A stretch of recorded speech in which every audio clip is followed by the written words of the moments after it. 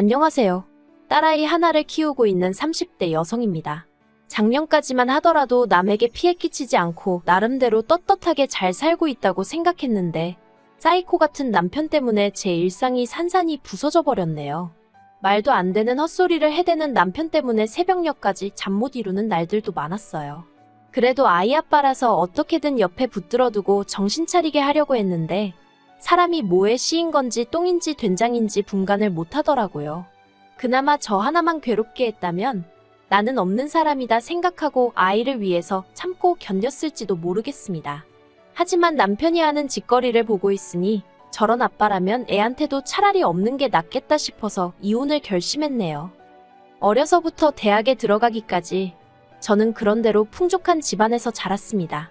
어디 드라마에 나오는 재벌집 딸 마냥 기사 딸린 자동차를 타고 학교를 다니고 그런 것은 아니지만 그래도 물질적으로나 정서적으로나 부족함을 느껴본 적은 없어요. 그러다 제가 대학에 들어가고 얼마 지나지 않았을 때 친정어머니가 사고로 세상을 떠나셨고 그때부터 집안이 말 그대로 무너져 내렸습니다. 저희 부모님은 늘 금슬이 좋으셨기 때문에 친정아버지가 친정어머니의 죽음을 쉽게 받아들이지 못하셨거든요.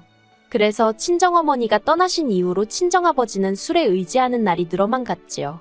그리고 저는 저대로 그런 친정아버지를 보고 있기도 괴롭고 그렇다고 제가 달리 할 수 있는 일도 없었기에 오로지 공부에만 매달리기 시작했어요. 남들은 인생에 한 번뿐인 대학 시절이라며 미팅부터 시작해서 산으로 들로 돌아다니기 바빴지만 저에게는 그저 사치에 불과했지요. 그렇게 4년이란 시간이 흘렀고 어느덧 제가 대학을 졸업하던 날이었습니다. 우수한 성적 때문인지 저는 교수님 추천으로 그 많은 졸업생들을 앞에 두고 강단에 서서 학교 대표로 연설까지 하게 되었는데 그 모습을 친정아버지께서 보고 엉엉 우시대요. 그리고 그날을 계기로 친정아버지는 다시 예전의 모습을 되찾기 위해 노력하시기 시작하셨어요. 이후로 10여 년의 시간 동안 저는 회사 내에서 승진에 승진을 거듭하며 인정을 받게 되었고 친정아버지는 재기에 성공하셨습니다. 두 사람 다 어느덧 안정세에 들어섰던 거지요. 그리고 하루는 친정아버지께서 먼저 저에게 이제 당신에 대한 책임감 같은 건 벗어던지고 제 인생을 찾으라는 거예요. 사실 친정아버지께 말한 적은 없지만 언젠가 제가 시집이라도 가면 친정아버지는 혼자 되실 거란 사실이 그게 늘 마음이 쓰였거든요. 그래서 결혼은 고사하고 연애는 생각해 본 적도 없었는데 친정아버지께서 이미 제 생각을 전부 눈치채고 계셨던 모양이 돼요. 그리고 얼마 후 아버지의 권유로 소개팅이라고 해야 할지 맞선이라고 해야 할지 아무튼 남자를 만나보게 되었어요. 아버지 지인의 친척의 아들이라나요. 시청에서 일하는 공무원으로 사람임 성실하고 우직하다는 얘기만 듣고 나간 자리였습니다. 솔직히 연애를 한 번도 해보지 않았던 저로서는 그런 자리가 많이 어색했어요. 그런데 남편 쪽에서 어떻게든 분위기를 재밌게 띄워보려고 노력하고 있다는 것 정도는 알겠더라고요. 그리고 돌이켜 생각해보면 이후로도 남편이 만남이라던가 연락이라던가 먼저 이끌어갔고 저는 따라가는 듯한 모습으로 연애를 했네요. 그러다 결혼 이야기가 나왔는데 친정아버지가 워낙에 남편을 마음에 들어 하셔서 그냥 결혼하는 게 당연히 맞다고 생각했던 것 같아요. 남편은 탄탄한 직장을 다니고 있기는 했지만 10년 차였음에도 불구하고 연봉이 4천 정도였어요. 전 7천 정도 받고 있었고요. 그리고 시부모님은 수도권에 거주하고 계셨는데 아버님은 작은 사무실에 다니셨고 어머님은 파트타임 일을 하시는 평범한 집안이었습니다. 반면에 경제적인 측면만 보자면 저희 친정아버지는 월에 1,000 정도는 벌고 계셨어요. 주말에는 친구분들과 골프도 치시고 여행도 다니셨고요. 하지만 여러 가지로 나은 조건에도 불구하고 제게 친정어머니가 안 계시단 이유로 친정아버지는 늘 제가 시부모님에게 미움을 사진 않을지 싫은 소리를 듣진 않을지 걱정을 많이 하셨어요. 그래서 결혼할 때도 한사코 괜찮다는 저를 만류하시고는 30평대 아파트를 해주셨지요. 그렇게 결혼을 하고 한동안은 여러 가지로 안정된 생활을 해나갔어요. 열렬히 사랑해서 한 결혼은 아니었어도 드디어 내 가정이 생겼다는 만족감도 컸고요. 시부모님도 저를 복덩이라 부르며 예뻐해 주셨지요. 하지만 소위 집해온 끝발이라고 해야 하나? 그런 건 얼마 안 가더라고요. 어느샌가부터 저는 친정어머니가 없었으니 집 정도는 해오는 건 당연한 거였고 남편은 장모사랑도 못 받는 불쌍한 사람이 되어 있었거든요. 그뿐만이 아니었습니다. 일적으로나 뭐로 보나 제가 남편보다 훨씬 바쁜 상황이었는데도 어머님은 툭하면 별것도 아닌 이유로 저만 오라가라 하시대요. 남편이 굴러코 하는 김장김치를 좋아하니 와서 배워라. 이모님 오셨으니 와서 인사드려라. 말이 좋아 인사드리는 거지. 와서 이것저것 잔심부름하란 부름이었지요. 그렇다 보니 이러려고 결혼한 건가 싶은 생각에 지치고 우울해지고 차라리 혼자 사는 게 낫지 않을까 하는 생각도 들대요. 그래도 친정아버지가 걱정하실까봐 차마 이혼은 엄두가 나질 않았어요. 그러다 결혼 생활 2년 만에 아이를 갖게 되었습니다. 원래 아이를 가질 생각은 없었는데 그날따라 회식하고 온 남편이 어찌나 달려들던지 도무지 제 힘으로 어떻게 밀어낼 수가 없었거든요. 그런데 그렇게 임신이 되었더라고요. 다른 여자들은 임신했다고 하면 좋아하고 기뻐하던데 저는 그런 감정보다는 제가 좋은 엄마가 될 수 있을지 걱정이 컸어요. 그래도 남편을 비롯해 양가의 임신 소식을 알리니 다들 제 예상보다 훨씬들 좋아하더라고요. 그래서 다시 한번 제 결혼 생활에 있어서 의지라고 해야 할지 마음을 다잡았네요. 그러다 작년이었어요. 친정아버지가 사업을 정리하시고 이후로 부쩍 적적해 하셔서 제가 자주 찾아뵙던 시기였지요. 친정아버지가 사업을 정리하신 이유는 언젠가부터 어려운 이웃들을 돕기 위한 사회활동을 해보고 싶으시다 하셨거든요. 이미 노후 준비도 다 되어 있으셨고 저도 저대로 제 밥벌이는 넘치게 하고 있었으니 아버지의 꿈을 응원해드리고 싶대요. 그래서 제가 조금 부추긴 면도 없잖아 있습니다.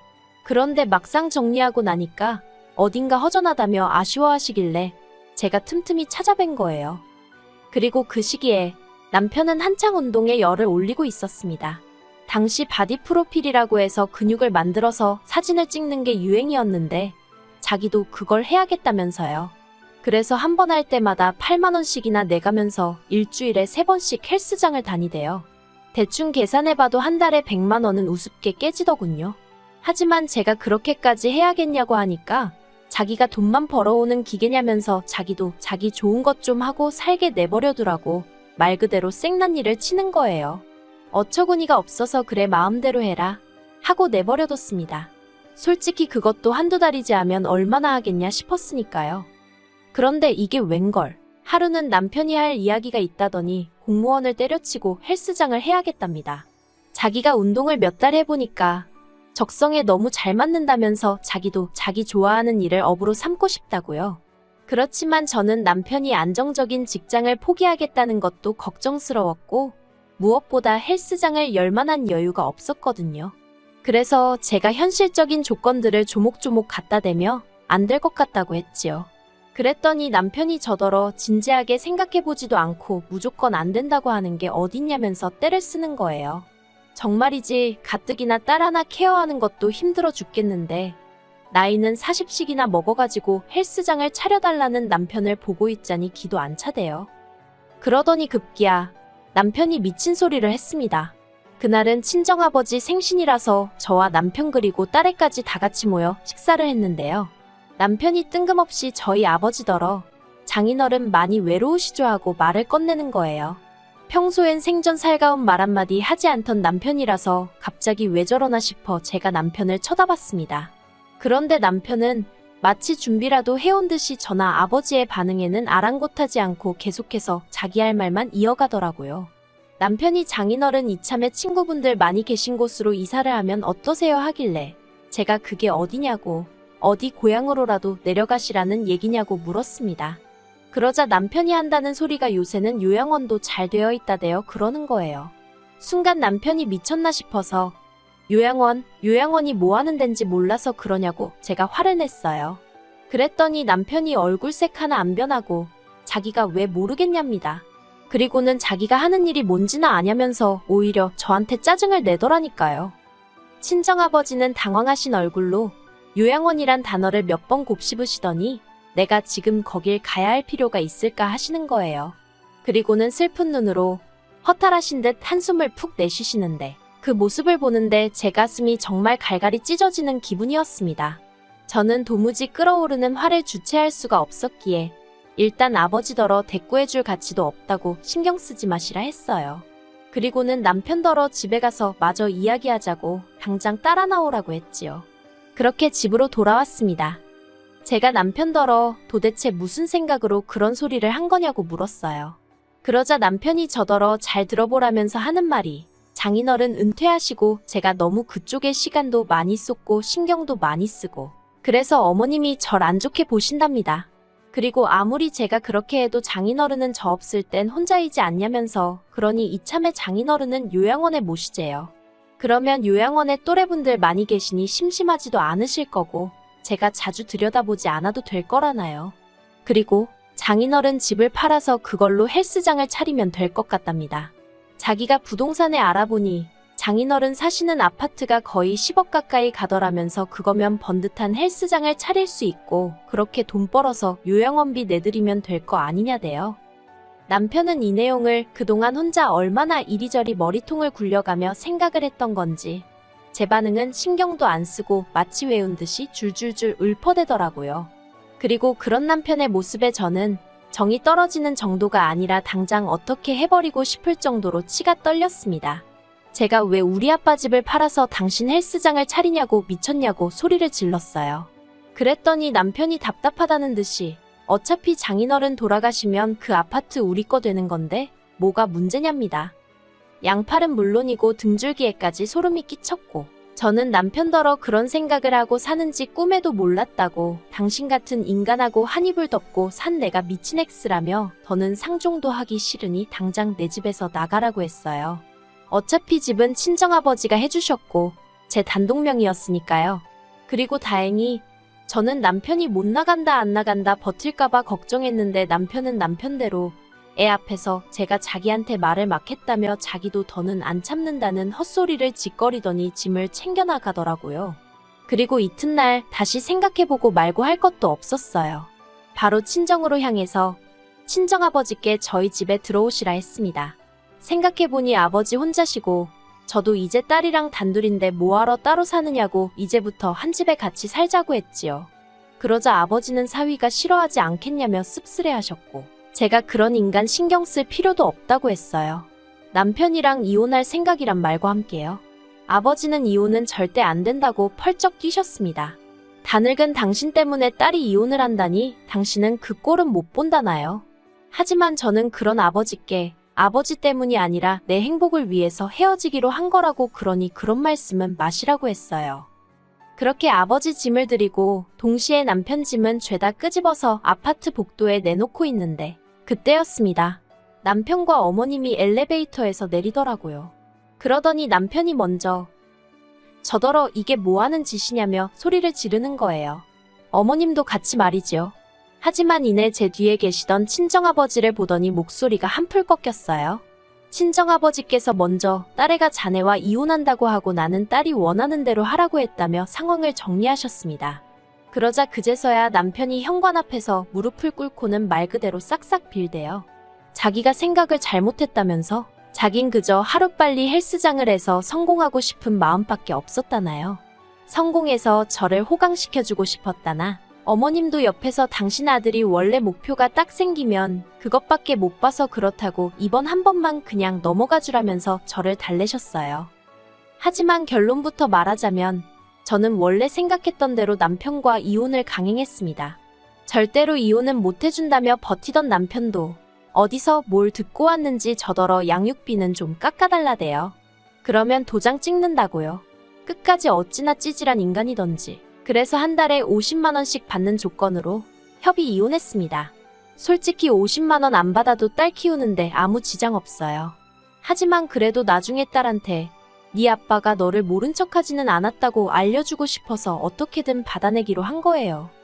그래서 지금 저는 회사 생활하고 아버지가 딸의 양육을 도와주고 계세요. 원래는 시터를 쓰려고 했는데 아버지가 저 키울 때 생각이 난다며 굳이 당신 손으로 직접 손녀를 챙기고 싶어 하셔서요. 하지만 제가 아버지더러 혹시나 좋은 여사님이 있으시면 데이트도 하고 그러시라고 아버지를 보채고 있답니다. 한편 이혼을 하고 나서야 알게 된 게 남편은 헬스장을 하고 싶다고 저를 조르던 당시 이미 공무원을 관둔 상황이었어요. 종종 행동이 생각보다 빠른 사람이라서 언젠가 저러다 사고 한번 치지 싶었는데 말이지요. 그래놓고는 꼴에 자존심은 있어서 저한테 말은 안 하고 어머님한테 돈 받아다가 월급 행세를 했던 모양입니다. 정말이지 이혼하길 100번 1000번 잘한 것 같아요. 가끔 딸애가 아빠는 언제 오냐고 찾을 때면 미안한 마음이 들지만 그래도 딸애가 자라서 이 모든 사정을 알고 나면 저를 이해해 주리라 믿어요. 앞으로는 제가 기둥이 되어 아버지와 딸애를 지키며 살아가겠습니다.